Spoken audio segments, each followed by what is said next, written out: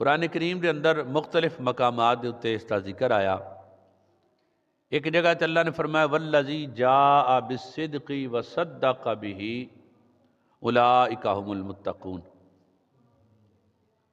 ایک ذات اوے جڑی حق لے کے آن والی ہے، اور دوسری ذات ہوئے جڑی اس حق دی تصدیق کرنے والی ہے، دونوں متقین نے۔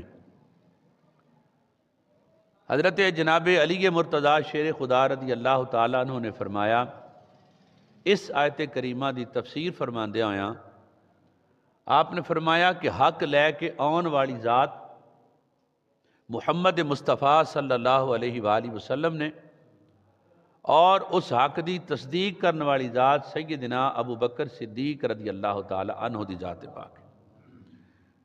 یعنی کہ اللہ رب العزت نے اپنے ذکر دے نال اپنے محبوب دے ذکر نو رکھیا، اور محبوب کریم صلی اللہ علیہ وآلہ وسلم دے ذکر پاک دے نال سیدنا صدیق اکبر رضی اللہ تعالی عنہ دے ذکر پاک نو رکھیا۔